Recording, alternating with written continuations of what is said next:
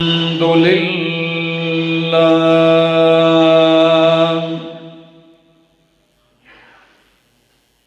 الحمد لله رب العالمين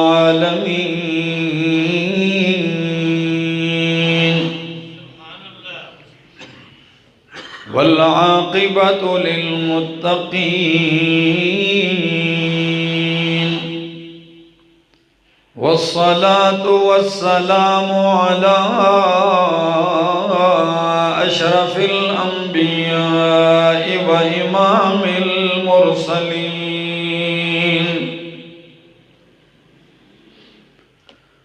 وعلى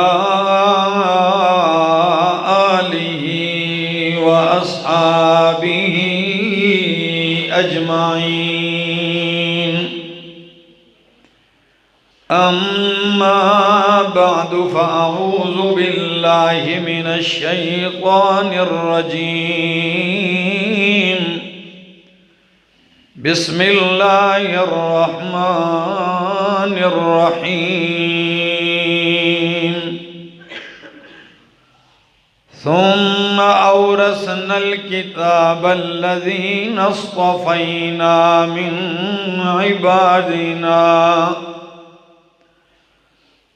وقال النبي صلى الله عليه وسلم إن الله يرفع بهذا الكتاب أقواما ويزع به آخرين. سبحان ربك رب العزة عما يصفون وسلام على المرسلين والحمد لله رب العالمين.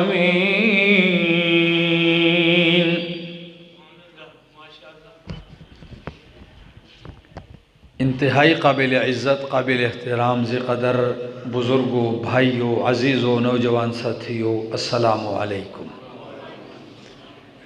دعا اور التجا ہے دربار الہی کے اندر کہ اللہ مجھے حق سچ کہہ سکنے، سمجھا سکنے کی توفیق نصیب فرمائے.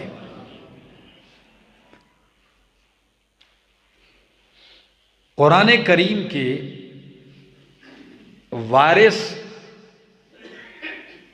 یہ وہ لوگ ہیں جنہیں اللہ نے اپنے بندوں میں سے چنا ہوا ہے.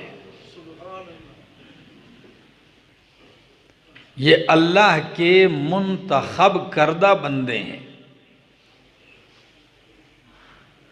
میں نے خطبے میں یہ آیت تلاوت کی سورہ فاطر کی کہ ثم اورثنا الکتاب الذین اصطفینا من عبادنا. ہم نے اپنی کتاب کا وارث ان لوگوں کو بنایا جن کو ہم نے اپنے بندوں میں سے چن لیا. تو انہی وارثان کتاب میں سے ایک عظیم شخصیت جنہیں حبر الامت کہا جاتا ہے، جنہیں بحر العلم کہا جاتا ہے، علم کا سمندر، جنہیں ترجمان القرآن کہا جاتا ہے،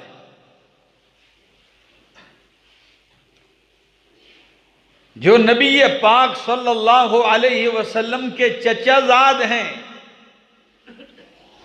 میری مراد سیدنا عبداللہ ابن عباس رضی اللہ تعالیٰ عنہ ہے. قرآن کریم کی تفسیر ہو اور حضرت عبداللہ ابن عباس کا ذکر نہ ہو، یہ نہیں ہو سکتا. احادیث رسول اللہ صلی اللہ علیہ وسلم کا درس ہو، علوم الحدیث کی بحث ہو،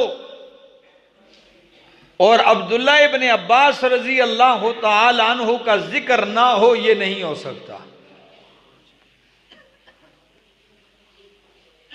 اور نبی علیہ السلام کی زوجہ مطہرہ حضرت میمونہ رضی اللہ تعالی عنہا کی بہن لبابہ کے بیٹے ہیں عبداللہ ابن عباس. نبی علیہ السلام سے کئی قرابتیں ہیں. اور عجیب بات ہری پور والوں کہ نبی علیہ السلام کی وفات کے وقت اس شخصیت کی عمر 13 سال تھی. کتنی؟ اللہ اکبر. اب 13 سال کا لڑکا، لیکن نبی علیہ السلام کے ساتھ جو ہی شد بدھ آئی، آپ کے ساتھ ایسے جڑا کہ تاریخ نے لکھا ہے جس طرح بندے کے ساتھ اس کا سایہ چلتا ہے. اور یہی وجہ ہے عمر کم ہونے کے باوجود بھی نبی علیہ السلام کی مجلس میں بیٹھنا اور آپ کی ایک ایک ادا کو دیکھنا، آپ کے ایک ایک انداز کو دیکھنا اور پھر اسے محفوظ کر لینا، اور آپ کی خدمت میں اس قدر آگے بڑھنا کہ ایک نہیں، دو نہیں، 3 مرتبہ اللہ کے پاک پیغمبر نے دعا دی تو کیا فرمایا؟ اللہم علمہ الکتاب والتأویل.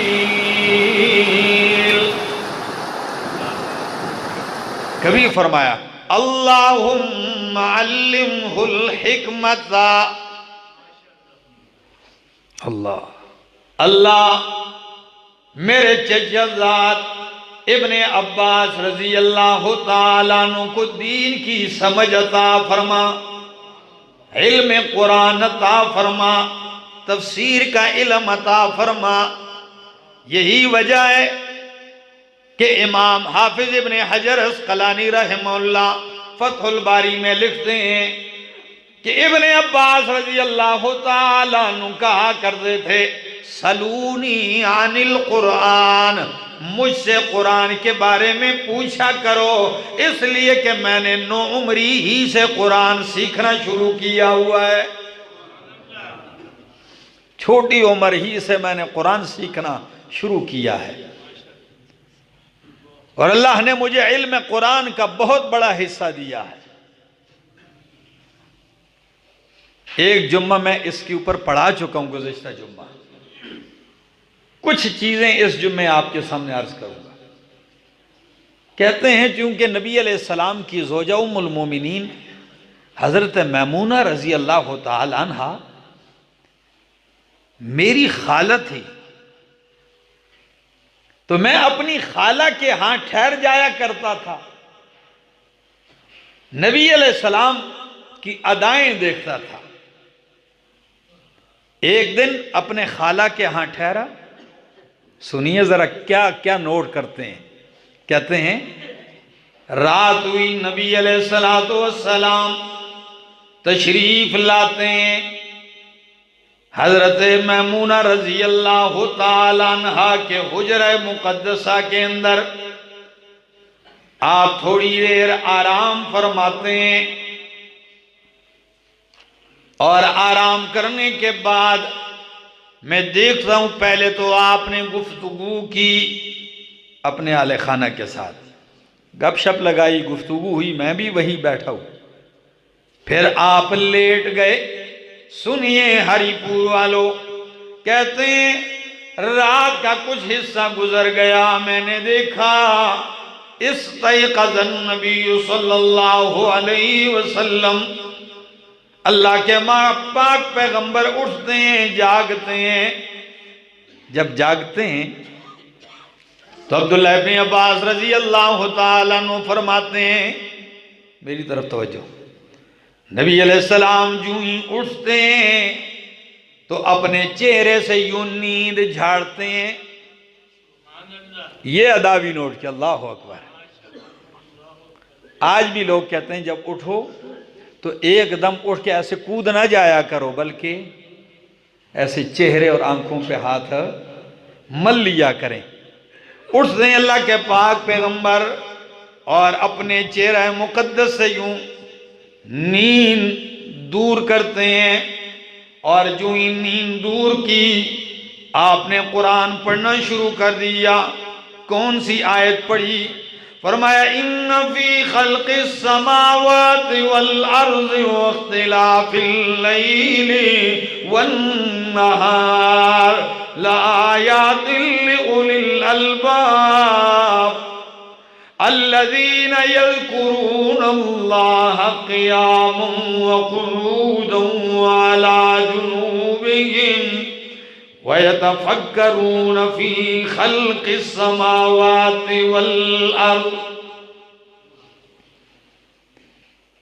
ہری پور والوں، یہ 12 سال کا لڑکا اللہ کے پاک پیغمبر کی کیا کیا ادائیں نوٹ کرتے ہیں، یہ بھی بتلایا آئے کیسے، لیٹے یہ بھی بتلایا، جاگنے کے بعد اپنے چہرے سے نیند کیسے دور کی، اور پھر قرآن کریم سورۃ آل عمران آیت نمبر 190 یہ آیات آپ پڑھنے لگے، ترجمہ سنیے، فرمایا ان فی خلق السماوات والارض، بے شک آسمان و زمین کے بنانے میں، پیدا کرنے میں، واختلاف اللیل والنہار، دن رات کے عدلنے بدلنے میں، لآیات لأولی الالباب، البتہ نشانیاں ہیں لأولی الالباب، عقل والوں کے لیے۔ عقل مند کون ہے؟ الذین یذکرون اللہ قیاما وقعودا، وہ لوگ ہیں جو یاد کرتے ہیں اللہ کو قیاماً، کھڑے کھڑے، وقعودا، بیٹھے بیٹھے، وعلی جنوبہم، اور اپنی کروٹوں کے بل، وَيَتَفَكَّرُونَ فِي خَلْقِ السَّمَاوَاتِ وَالْأَرْضِ، اور آسمان و زمین کی اس تخلیق کے اندر فکر کرتے ہیں، اور پھر اس نتیجے پر پہنچتے ہیں ربنا ما خلقت هذا باطلا،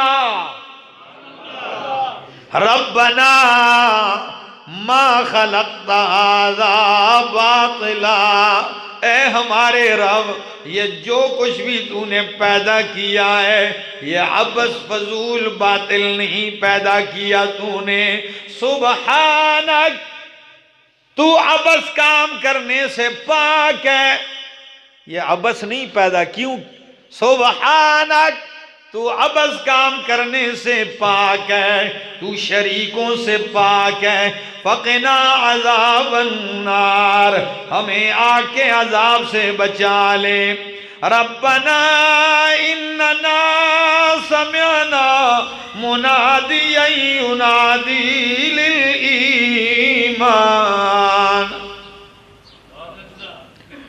سبحانک، تو پاک ہے، فقنا عذاب النار، ہمیں آگ کے عذاب سے بچا، ربنا انک من تدخل النار فقد اخزیتہ، اے ہمارے رب جسے تو آگ میں داخل کر دیا، جس کو آپ نے، تو سمجھیے آپ نے اسے رسوا کر دیا، تحقیق وہ رسوا ہو گیا، آپ نے اسے ذلیل کر دیا، وَمَا لِلظَّالِمِينَ مِنْ أَنصَارٍ، اور ظالموں کے لیے، مشرکوں کے لیے کوئی مددگار نہیں ہے، ربنا، اے ہمارے رب ہم ظالم نہیں ہیں، ظالموں کے لیے کوئی مددگار، کوئی بچانے والا نہیں، لیکن ربا ہم تو ظالم نہیں ہیں، کیوں؟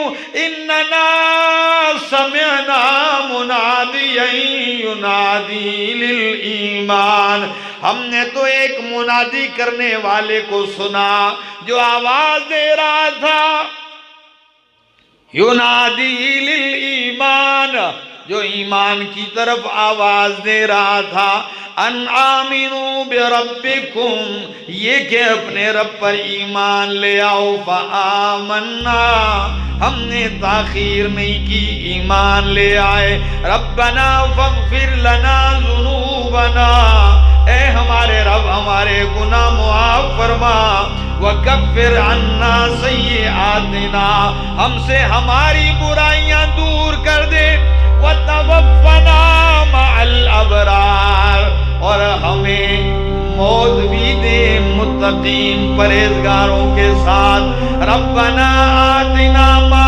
وَعَدتَّنَا عَلَىٰ رُسُلِكَ اور اے ہمارے رب ہمیں وہ سارا کچھ عطا کر جس کا تو نے اپنے رسولوں کی زبان سے ہمارے ساتھ وعدہ کیا ہے، وَلَا تُخْزِنَا يَوْمَ الْقِيَامَةِ اور ہمیں قیامت کے دن بھی رسوائی سے بچا، إِنَّكَ لَا تُخْلِفُ الْمِيعَادَ بے شک تو وعدے کی خلاف ورزی نہیں کرتا۔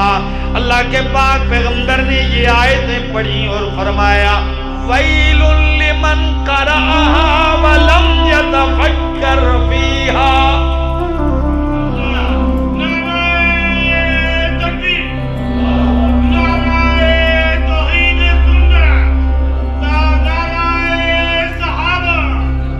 فرمایا جس نے ان آیتوں کو پڑھا اور اس میں فکر نہ کیا اس کے لیے بربادی ہلاکت ہے۔ یہ آیتیں پڑھی نبی علیہ السلام نے، فرمایا پھر اٹھے، وضو کیا تو یہ 12 سال کے لڑکے عبداللہ ابن عباس کیا کہتے ہیں، فَصَنَعْتُ مِثْلَ مَا صَنَعَ رَسُولُ اللَّهِ میں نے بھی وہی کام کیا جو اللہ کے پاک پیغمبر کر رہے تھے، میں بھی انہی کو دیکھ کر ایسے ہی کرنے لگا۔ پھر آپ کھڑے ہو گئے، فرمایا فَصَلَّ رَكَعَتَيْنِ ثُمَّ صَلَّ رَكَعَتَيْنِ ثُمَّ صَلَّ رَكَعَتَيْنِ ثُمَّ صَلَّ رَكَعَتَيْنِ 6 مرتبہ فرمایا ثُمَّ أَوْتَرَ پھر آپ نے وتر پڑھے۔ آپ کی یہ نماز حضرت عبداللہ ابن عباس رضی اللہ تعالیٰ عنہ نقل کرتے ہیں، اور ساتھ ساتھ اگلی بات بھی سنیے، فرمایا نبی علیہ السلام نے میرے سر پہ یوں ہاتھ ڈالا،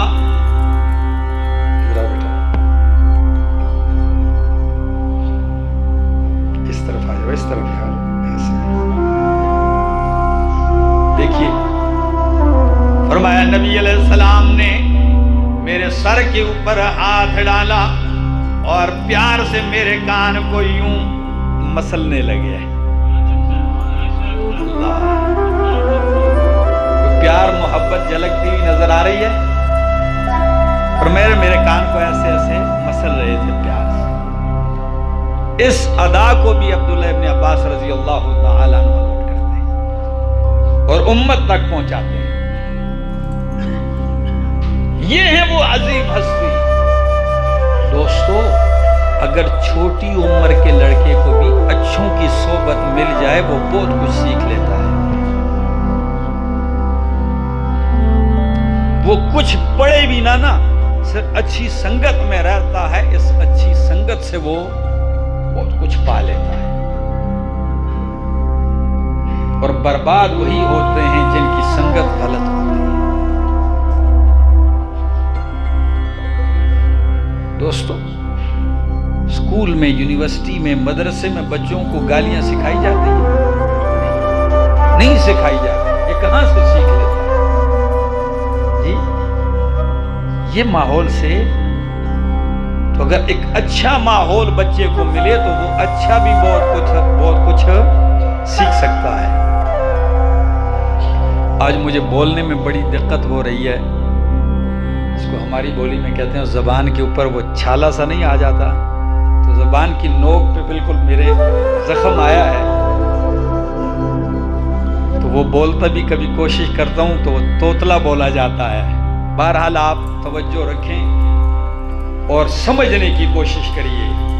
اللہ کے پاک پیغمبر کے صحابی عبداللہ ابن عباس رضی اللہ تعالیٰ عنہ قرآن کا یہ علم رکھنے والے کہ حضرت عبداللہ ابن مسعود کہتے ہیں نعم ترجمان القرآن، قرآن کا کیا ہی بہترین ترجمان ہے۔ کسی نے پوچھ لیا تو کہتے ہیں انہو بحر، وہ تو دریا ہے۔ کیا ہے؟ عطا ابن ابی رباح رضی اللہ تعالی عنہ کہتے ہیں حرم میں بیٹھ کے کہتے ہیں اللہ کی قسم ہے میں نے حرم میں جب بھی 14ویں کے چاند کو دیکھا رات کو چمکتے ہوئے تو مجھے ابن عباس کا چہرہ ضرور یاد آیا ہے۔ ایسے چہرے والے۔ اور مسروق اجدع کہتے ہیں اللہ کی قسم جب ابن عباس کو دیکھتا ہوں صورت دیکھتا ہوں تو میں کہتا ہوں اجمل الناس، اور جب وہ بولتے ہیں تو میں کہتا ہوں افصح الناس، یہ افصح الناس ہیں، سارے لوگوں میں سے زیادہ فصاحت والے ہیں۔ اور جب وہ علم کی بحث کرتے ہیں تو میں کہتا ہوں عالم الناس، لوگوں میں سے زیادہ علم رکھنے والے ہیں، یہ عالم الناس ہیں۔ پھر ہری پور والوں میں تو کہتا ہوں جب بولے تو افصح الناس ہیں، جب بولیں تو افصح الناس ہیں، جب چہرہ سامنے ہو تو اجمل الناس ہیں، جب علم بکھیرے تو عالم الناس ہیں۔ کوئی پوچھے کہ یہ کون ہے تو میں کہوں گا یہ ابن عباس ہے، یہ ہیں ابن عباس رضی اللہ تعالیٰ عنہ۔ آپ بھی اندازہ لگا لیں 12-13 سال کے لڑکے کی کیا قابلیت ہوتی ہے اور ہمارے معاشرے میں اس کو کتنے نمبر پہ رکھا جاتا ہے، کون سے درجے میں۔ یہ قرآن ہی کی نسبت ہے کہ اتنا اونچا مقام مل گیا، اور لسان نبوت سے دعائیں لی ہیں۔ یہ نہیں کہا کہ یا رسول اللہ میرے لیے دعا کیجئے، آپ نے یہ نہیں دیکھا ہوگا بار بار یا رسول اللہ دعا کیجئے، کہا نہیں، عمل ایسا کیا کہ کہنے کے بغیر نبی کے دل سے دعا نکلی ہے۔ دعائیں یوں بھی لی جاتی ہیں، ایک تو ہمارا رواج ہے نا ہر بس یہ دعاؤں میں یاد رکھیں، ہاں بس دعاؤں میں یاد رکھیں، وہ کہتا ہے بس تو جان چھوڑ دعا اتنا میں ویلا نہیں ہے تیرے راستے کا۔ بھائی دعا لینے کا بھی کسی سے ایک طریقہ ہے۔ اللہ، آئیے چند جھلکیاں دیکھیے۔ حضرت عمر رضی اللہ تعالیٰ عنہ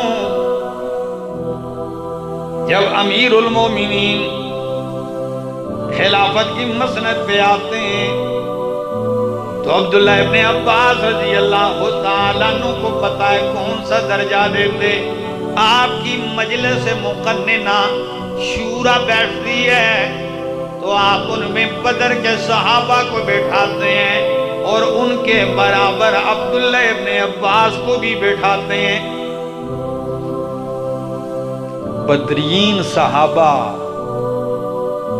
اللہ اکبر، بہت بڑی شان ہے اللہ کی قسم۔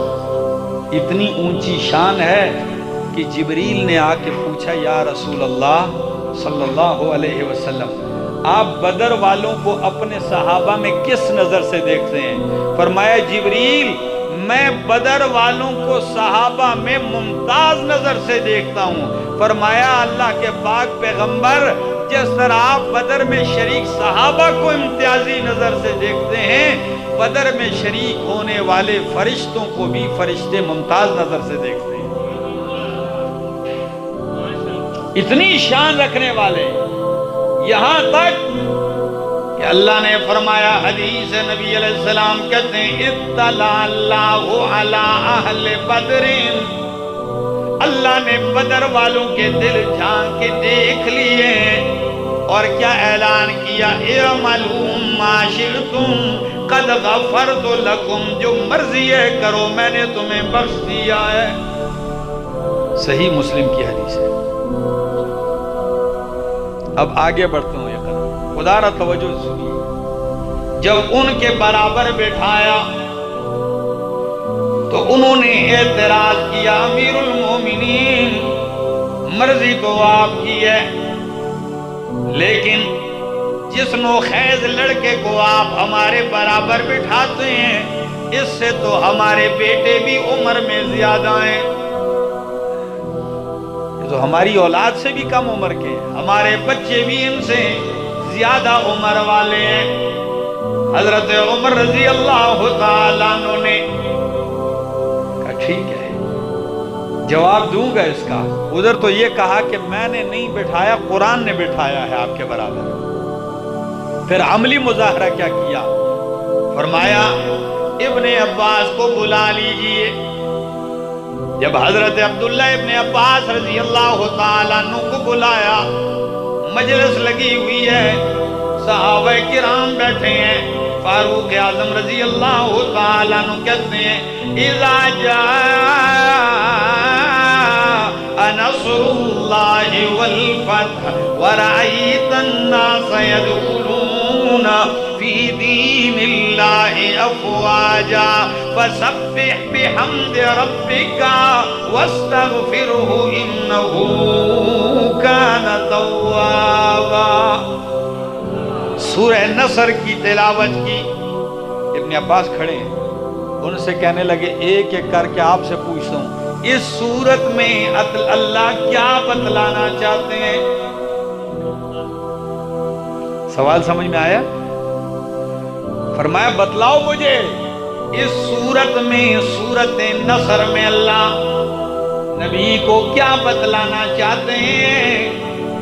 ایک اٹھا کہنے لگا امیر المومنین اللہ یہ بتلانا چاہتے ہیں جب ملک فتح کر لو نا تو پھر توبہ استغفار کیا کرو۔ دوسرے نے اپنے انداز میں جواب دیا۔ فاروق اعظم رضی اللہ تعالیٰ عنہ کہنے لگے نہیں، اس جب لڑکے کو دیکھا حضرت عبداللہ ابن عباس رضی اللہ تعالیٰ عنہ، فرمایا ابن عباس اس صورت میں اللہ کیا بتلانا چاہتے ہیں؟ عبداللہ ابن عباس دیکھ رہے ہیں ساری بڑی بڑی عمر کے بیٹھے ہیں تو آپ خاموش چپ۔ فرمایا نہیں، جھجکنے کی ضرورت نہیں، آپ بولیں اس صورت میں اللہ کیا بتلانا چاہتے ہیں؟ ہری پور والوں، قرآن کتنی بڑی دولت ہے، بالکل نوجوان لڑکا ہے، قرآن نے کس مقام پہ بٹھایا ہے؟ ابن عباس بول پڑے، کہنے لگے اللہ کی قسم اے امیر المومنین اجل رسول اللہ اعلمہ اللہ ایہ۔ فرمایا یا رسول اے امیر المومنین اس صورت میں نبی کی وفات کا ذکر ہے کہ اللہ فرماتے ہیں میرا پیغمبر آپ کی دنیا کی زندگی کی مدت پوری ہو گئی، اب آخرت کی تیاری کیجئے۔ اس میں یہ اشارہ ہے۔ پھر حضرت عمر کی طرف دیکھے تو حضرت عمر رضی اللہ تعالیٰ عنہ کہنے لگے او ابن عباس اللہ کی قسم اس صورت سے جو آپ سمجھے میں بھی یہی سمجھاؤں، یہی مراد ہے۔ اب آپ کے ذہن میں آئے گا اس پوری صورت میں نبی کی وفات کا کوئی لفظ، کوئی نام، تو ابن عباس کیسے سمجھ گئے؟ اس سے پتہ چلتا ہے امام ابن قیم رحمہ اللہ فرماتے ہیں حد درجہ دقیق اور گہرائی رکھنے والے تھے قرآن کے بارے میں۔ اب آپ سنیں گے تو آپ کے 14 طبق روشن ہو جائیں گے۔ اذا جاء نصر اللہ، میرا پیغمبر جب اللہ کی مدد آ جائے، والفتح، مکہ فتح ہو جائے، ورأیت الناس، اور تو دیکھے لوگوں کو، یدخلون فی دین اللہ افواجا، کہ وہ اللہ کے دین میں فوج در فوج داخل ہو رہے ہیں۔ فسبح، بس پھر آپ کیا کریں؟ تسبیح کریں، بحمد رب کا، اپنے رب کی حمد کے ساتھ، واستغفرہ، اور اسے استغفار طلب کیجئے، بخشش کی دعا مانگیے۔ انہو کان توابا، بے شک وہ توبہ قبول کرنے والا مہربان ہے۔ ابن عباس بتلانا چاہتے ہیں او کائنات کے لوگوں، جب مدد آ جائے، جب مکہ فتح ہو جائے، جب لوگ دین میں فوج در فوج داخل ہو جائیں، تو نبی کے دنیا میں رہنے کا مقصد بھی یہی ہوتا ہے۔ جب یہ ہو جائے تو نبی کا وقت پورا ہو جاتا ہے۔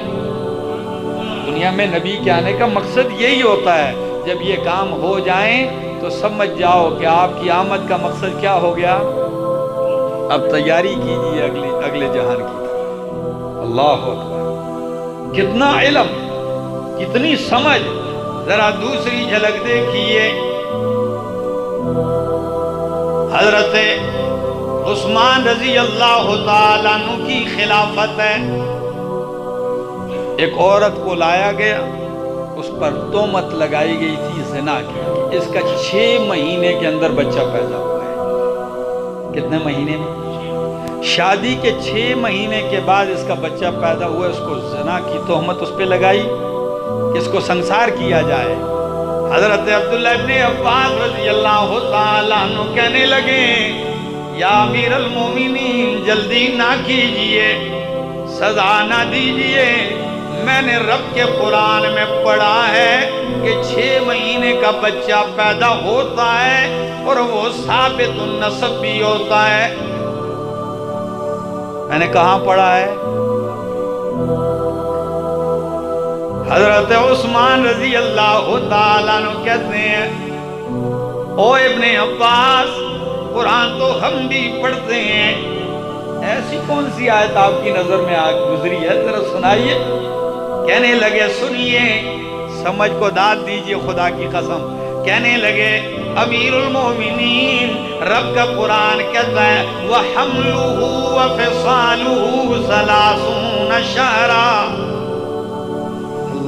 وَحَمْلُهُ وَفِصَالُهُ 30 شَهْرًا، اللہ کہ بچے کی مدت حمل والی، دودھ پلانے والی 30 مہینے ہے۔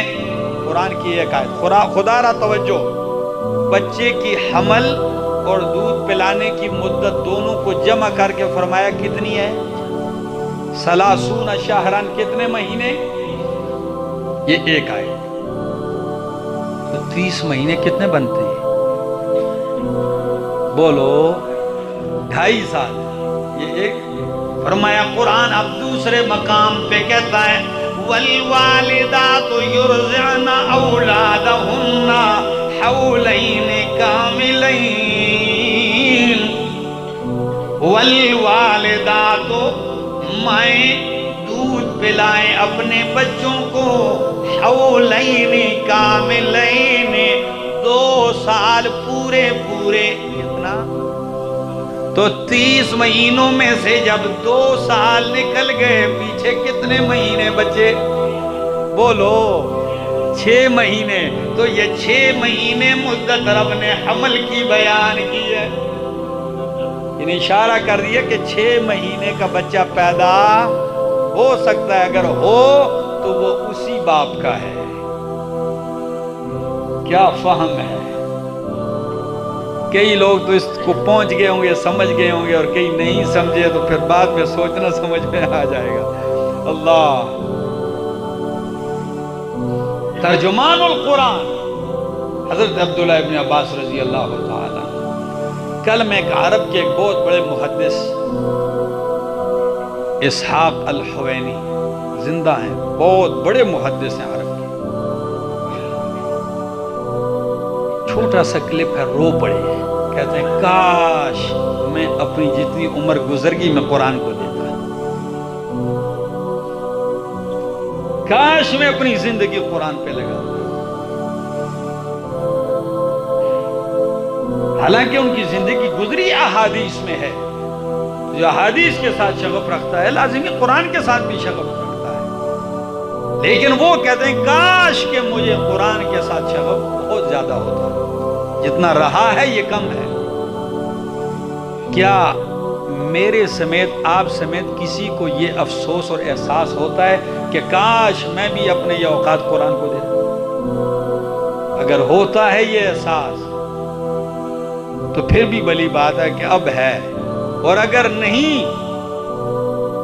تو یہ احساس پیدا کر لیجیے کہ آپ نے زندگی گنوا دی ہے قرآن سے دور رہ کر۔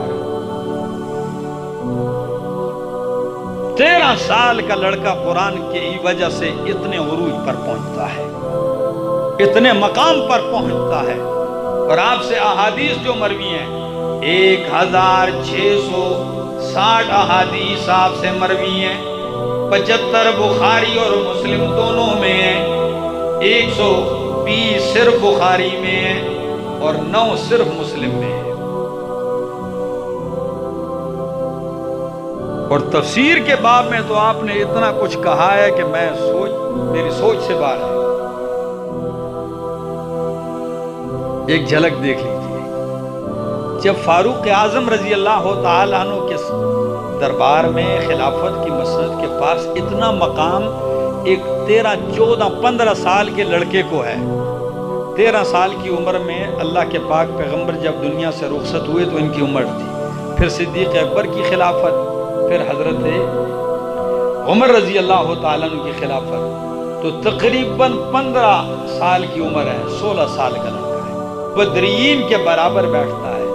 جب باپ کو پتہ چلا نا، نبی علیہ السلام کے چچا حضرت عباس کو، کہ میرا بیٹا امیر المومنین کی نظر میں اتنا اونچا مقام رکھتا ہے کہ وہ انہیں بدرین کے بیچ میں بٹھاتے ہیں اور ان سے مسائل پوچھتے ہیں۔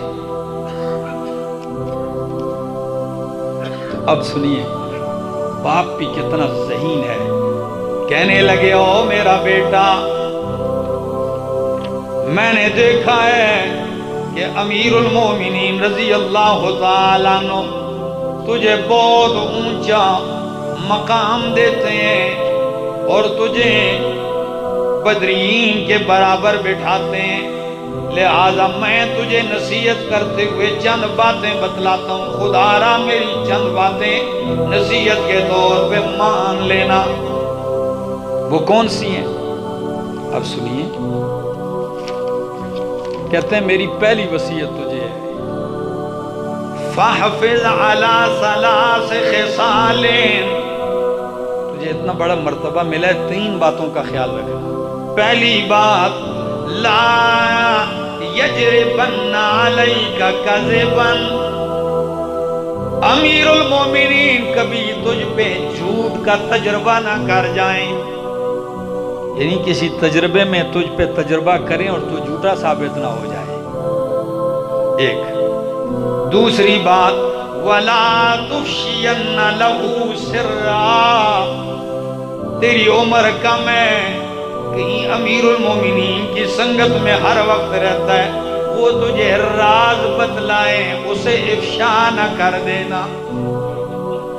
اگر کسی شخصیت کے ساتھ زندگی گزارتے ہو، رہتے ہو، تو اس کا راز فاش نہ کرنا، کبھی دوستی میں فرق نہیں آئے گا۔ کتنی باتیں ہو گئی؟ تیسری نصیحت یہ ہے، وَلَا تَغْتَابَنَّ عِنْدَهُ أَحَدًا، کہ امیر المومنین کی مجلس میں کسی کی غیبت نہ کرنا، ان کی مجلس میں کسی کی، اگر کسی کی غیبت کرے گا ان کی نظروں میں گر جائے گا۔ جو آج میرے سامنے کسی کی غیبت کرتا ہے تو وہ کسی کے سامنے میری بھی کرے گا، عادت جو پڑ چکی ہے اس کو۔ اللہ اکبر۔ جب یہ 3 نصیحتیں کی ہیں تو امام شافعی جو تابعی ہیں وہ کہتے ہیں ابن عباس رضی اللہ تعالیٰ عنہ سے کہ او ابن عباس، تیرے والد نے جو تجھے 3 نصیحتیں کی ہیں، ہر نصیحت خیر من 1000 درہم، 1000 درہم سے زیادہ قیمتی ہے۔ باپ کی یہ 3 نصیحتوں میں سے ہر نصیحت 1000 درہم سے، تو بیٹے نے ایسے نہیں کہا ٹھیک ہے نہیں، جواب سنیے، بیٹا بھی ایسے۔ قال ابن عباس، تو ابن عباس کہنے لگے کل واحدۃ خیر من 10,000۔ چچا، جو میرے باپ نے وصیت کی 1000 درہم سے نہیں، ہر نصیحت میرے لیے 10,000 درہم سے کرتا ہوں۔ میرے دوستو، اپنی اولاد کو نصیحت، اور پھر اولاد بھی اتنی قابل ہو کہ باپ کی نصیحت کو پلے باندھ لے۔ یہ میں نے جو عبارت پڑھی تھی حلیۃ الاولیاء، امام ابی نعیم اصفہانی کی کتاب، جلد 1 صفحہ 318 پہ یہ عبارت، یہ واقعہ مجھے کافی ایک جھلک تو میں نے پیش کر دی ہے کیونکہ وقت مختصر ہے، ایک جھلک اور پیش کرتا ہوں پھر بات اپنی ختم کرتا ہوں۔ سنیے ذرا، حضرت علی المرتضیٰ رضی اللہ تعالیٰ عنہ جب خلافت کی مسند پہ آتے ہیں، کون سی مسند پہ؟ خلافت کی مسند پہ آتے ہیں، حضرت عثمان رضی اللہ تعالیٰ عنہ کی شہادت کے بعد تو کچھ اختلاف پیدا ہو گیا۔ امیر المومنین حضرت علی المرتضیٰ اور حضرت ام المومنین عائشہ صدیقہ رضی اللہ تعالیٰ عنہ اور حضرت امیر معاویہ رضی اللہ تعالیٰ عنہ کے درمیان وہ اختلاف اس بنا پر تھا کہ امیر معاویہ رضی اللہ تعالیٰ عنہ اور ام المومنین کی رائے تھی کہ ہم آپ کے ہاتھ پر بیعت کریں گے، آپ کو خلیفہ مانیں گے، آپ مستحق ہیں، لیکن ہمارا مطالبہ یہ ہے کہ بیعت بعد میں کریں گے، پہلے حضرت عثمان کے قاتلوں سے بدلہ لیا جائے، قصاص لیا جائے۔ ہمارا یہ مطالبہ ہے کہ دوہرے داماد پیغمبر مظلوم مدینہ کو اتنے ظلم کے ساتھ شہید کیا گیا، ان کا بدلہ لیا۔ اور حضرت علی رضی اللہ تعالیٰ عنہ کا نقطہ نظر یہ تھا کہ پہلے آپ میرے ہاتھ پر بیعت کرو، میری خلافت کو مضبوط کرو، اس کے بعد میں کیا کروں گا؟ بدلہ لوں گا۔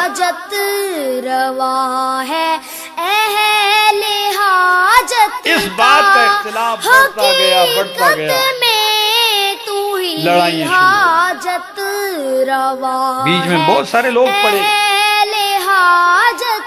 اب جب لڑائیاں چلتے چلتے ایک موقع ایسا آیا کہ علی المرتضیٰ رضی اللہ تعالیٰ نے فرمایا بھائی مذاکرات کرتے ہیں، ان کی طرف سے بھی کوئی بندہ نمائندہ آئے اور ہماری طرف سے بھی نمائندہ جائے گا، مذاکرات بحث سے یہ مسئلہ حل ہو جائے گا، جو فیصلہ فریقین کریں گے منظور ہوگا۔ اب جو ہی امیر المومنین علی المرتضیٰ مذاکرات کے لیے تیار ہوئے تو علی المرتضیٰ کے لشکر ہی سے 20,000 یا 24,000 کا لشکر الگ ہو گیا اور وہ علی المرتضیٰ کے مخالف، اور حضرت علی المرتضیٰ کو کفر کے فتوے، جن کو دنیا کہتی ہے خوارج۔ کیا سنا ہے نا ہم نے؟ اب ذرا اس کی ایک جھلک بتلانے لگا ہوں، تفصیل کا وقت نہیں ہے۔ جب وہ علیحدہ ہو گئے، نمازیں پڑھتے ہیں، تہجد بھی پڑھتے ہیں، یہ سارا کچھ ہے، لیکن الگ ہیں، اور حضرت علی کے خلاف اس حد تک آگے گئے کہ کفر کے فتوے تک لگا دیے۔ حضرت عبداللہ ابن عباس رضی اللہ تعالیٰ عنہ آتے ہیں، کہتے ہیں علی میرے چچا زاد، اجازت ہے کہ میں جا کر یہ جو لشکر الگ ہوا ہے ان سے کوئی بات کر کے آ جاؤں، سمجھا تو دوں ان کو۔ حضرت علی نے فرمایا ابن عباس مجھے خطرہ ہے کہیں آپ کو بھی نقصان نہ پہنچائیں، کہ اللہ کے بے فکر ہو جائیے، مجھے بات کرنے کا سلیقہ الحمدللہ آتا ہے، بس مجھے جانے دیجئے۔ فرمایا آپ کی مرضی ہے، چلے جاؤ۔ حضرت ابن عباس رضی اللہ تعالیٰ عنہ جو ہی پہنچتے ہیں اس لشکر کے پاس جو علی المرتضیٰ کے لشکر سے علیحدہ ہو گئے تھے، ان کے پاس جب پہنچتے ہیں دیکھتے ہیں کہ ابن عباس آگے کہنے لگے مرحبا بکا، خوش آمدید۔ جب ابن عباس کو خوش آمدید کہا، کہنے لگے کیسے آنا ہوا، کیسے تشریف لائے؟ ابن عباس رضی اللہ تعالیٰ عنہ کہنے لگے جئتو احدثکم، میں تم سے بات کرنے آیا ہوں،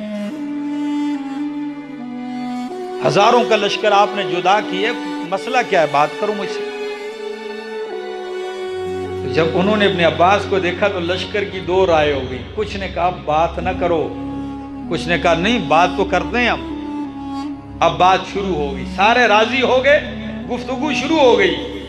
قالا، حضرت عبداللہ ابن عباس رضی اللہ تعالیٰ عنہ کہنے لگے اخبرونی ما تنقمون علی ابن عم رسول اللہ و زوج ابنتہ۔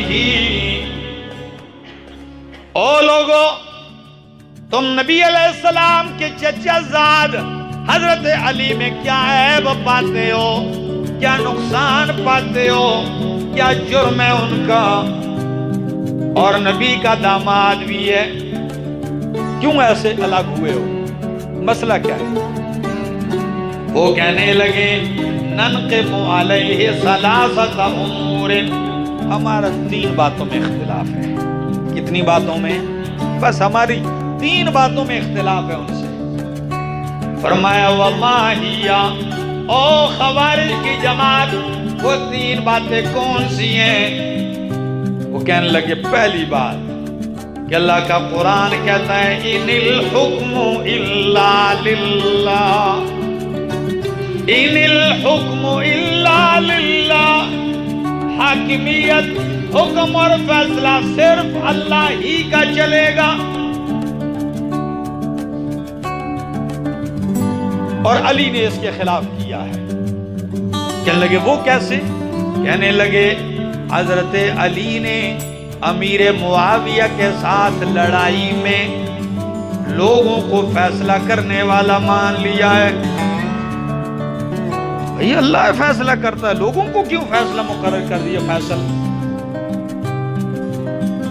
یہ پہلا سوال۔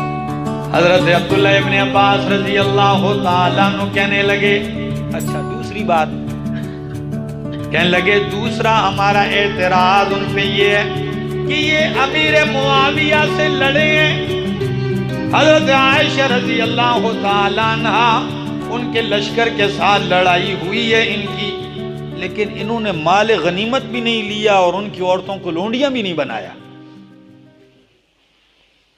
نبی علیہ السلام تو جب لڑتے جہاد ہوتا تو وہ مال غنیمت بھی لیتے اور جو عورتیں آتی ان کو باندیاں لونڈیاں بھی بنایا جاتا، تو علی المرتضیٰ نے ایسا نہیں کیا۔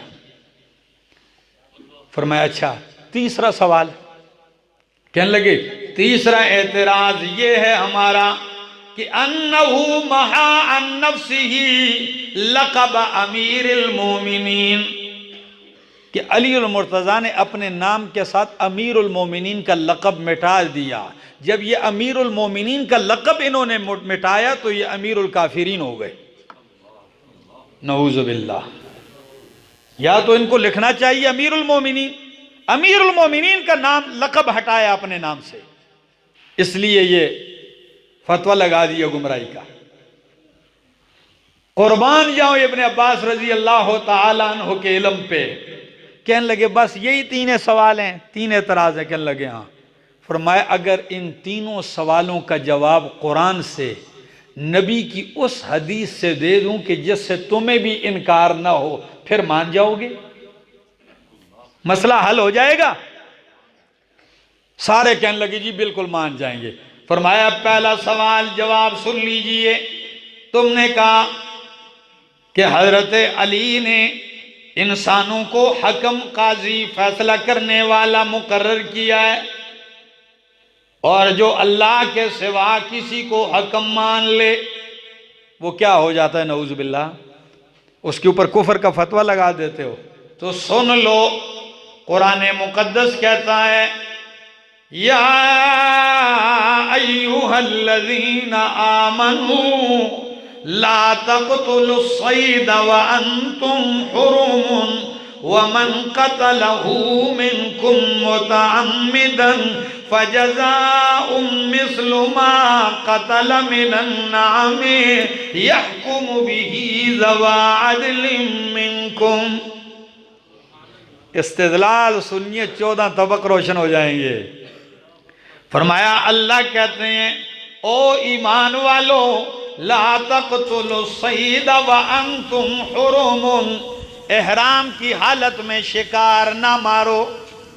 جب حج کے لیے آؤ اور احرام میں ہو تو شکار نہ کرو، شکار نہ مارو۔ وَمَنْ قَتَلَهُ مِنْكُمْ مُتَعَمِّدًا، جس نے جان بوجھ کے شکار مارا، قتل کیا، تو فَجَزَاءٌ مِثْلُ مَا قَتَلَ مِنَ النَّعَمِ، تو اس کی اوپر بدلہ واجب ہے اس کے مماثل جو انہوں نے جانور قتل کیا ہے۔ جو جانور مارا ہے اس کے مماثل دوسرا جانور قربانی کے طور پر دینا واجب ہے۔ اچھا، اگلا لفظ جو استدلال کا جو مقام ہے، فرمایا یحکم بہ ذو عدل منکم، اس کی قیمت اور مماثلت کا فیصلہ کریں گے تم میں سے دو آدمی۔ یحکم بہ ذو عدل منکم، تم میں سے دو آدمی یہ فیصلہ کریں گے۔ مثلا کسی حاجی صاحب سے حالت احرام میں ہرن مار دیا، کیا مار دیا؟ ہرن کو قتل کر دیا۔ اب دو بندے آئیں گے، اس ہرن کی قیمت اس کے مقابلے میں حیوان کی قیمت دوسرے جو گھروں میں ملتا ہے، یا یہ تو مثل مانوی ہے، مثل سوری کہ دیکھیں گے ہرن کے مقابلے میں جس قسم کا ہرن مارا ہے اس جیسی بکری اس کے اوپر لازم ہوگی۔ ہرن کے بدلے میں بکری، اگر کوئی جنگلی گدھا مار دیا ہے، ٹھیک ہے، تو اس کے بدلے میں گائے دینی پڑے گی، بیل دینا پڑے گا۔ اس مماثلت کا فیصلہ، اس برابری کا فیصلہ کون کریں گے؟ دو آدمی کریں گے۔ تو ابن عباس رضی اللہ تعالیٰ عنہ خارجیوں سے کہنے لگے، اب مجھے بتلاؤ تم او لوگو، انشدکم اللہ، میں تمہیں اللہ کی قسم دیتا ہوں کہ ایسی چیز جس کی قیمت ہے چوتھائی درم، ایک درم کا بھی چوتھا حصہ، خرگوش، اس کا خون بچانے کے لیے دو آدمیوں کو حکم ماننا زیادہ حق رکھتا ہے، یا اتنی بڑی انسانیت کا خون بچانے کے لیے اگر آپ نے کسی دو بندوں کو حکم مان لیا ہے یہ جرم ہے؟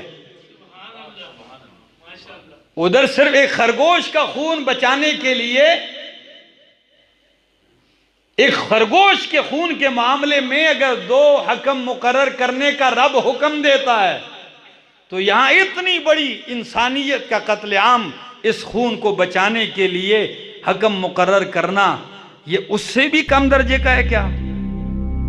جب یہ استدلال کیا کہنے لگے بالکل جی ہم مان گئے ہیں، اگلی بات سمجھاؤ۔ کہنے لگے مسئلہ حل ہو گیا، کہنے لگے حل ہو گیا۔ آئیے دوسرے مسئلے کی طرف۔ فرمایا او خارجیو، تمہارا دوسرا سوال یہ ہے کہ علی المرتضی رضی اللہ تعالیٰ عنہ حضرت امیر معاویہ رضی اللہ عنہ اور ام المومنین حضرت عائشہ سے لڑے ہیں تو مال بھی غنیمت میں نہیں لیا اور ان کی عورتوں کو لونڈیاں بھی، یہ انہوں نے غلطی کی ہے۔ تو ابن عباس کا جواب سنیے، کہنے لگے او لوگو میرے سوال کا جواب دو کہ حضرت عائشہ رضی اللہ تعالی عنہ وہ ہماری ماں ہیں، کیا ہیں؟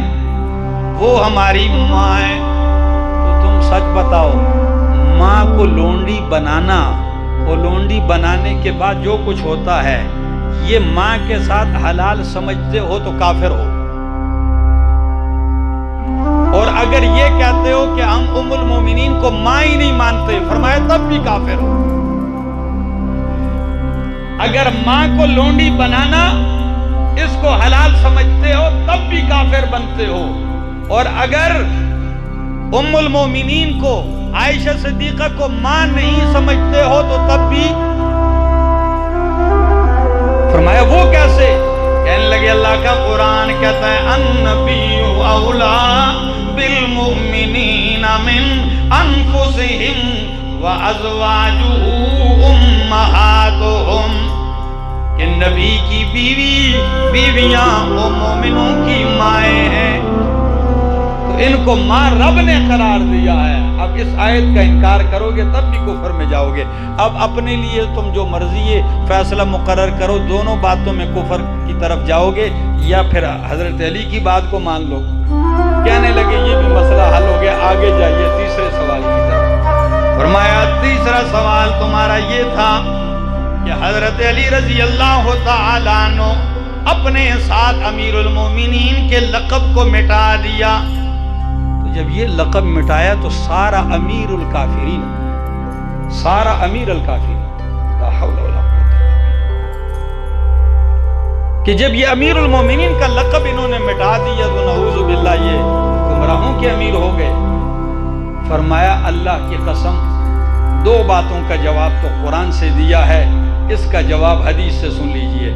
فرمایا جب نبی علیہ السلام حدیبیہ کے مقام پہ قریش کے ساتھ مکے والوں کے ساتھ مذاکرات کر رہے تھے, تو جب مذاکرات ختم ہونے لگے, فیصلہ ہونے لگا, تو نبی علیہ السلام نے کیا لکھوایا تھا کاتب سے؟ فرمایا لکھ ھذا ما قاض علیہ رسول اللہ, یہ وہ ہے جس پہ رسول اللہ صلی اللہ علیہ وسلم اور مشرکین کے وفد کا جو بندہ تھا اس کا نام بتایا, ان دونوں نے اتفاق کیا ہے, فیصلہ کیا ہے. تو وہ بڑک کے کہنے لگا کہ یہ رسول اللہ کا لفظ جو آپ نے لکھا ہے یہ مٹا دو. اگر ہم آپ کو اللہ کا رسول مانتے تو آپ کو بیت اللہ سے کیوں منع کرتے؟ آپ کو رسول مانتے تو لڑائی جھگڑا کس بات میں؟ رسول ہی تو نہیں مانتے. تو نبی علیہ السلام نے کیا فرمایا حضرت علی سے؟ فرمایا امحو یا علی, یہ جو آگے رسول اللہ کا لفظ لکھا ہے یہ کیا کر دو, مٹا دو. قربان جاؤں. تو علی المرتضیٰ نے کیا فرمایا؟ واللہ لا امحو کا ابدا, اللہ کی قسم میں خود تو مٹ سکتا ہوں, آپ کو کبھی نہیں مٹاؤں گا.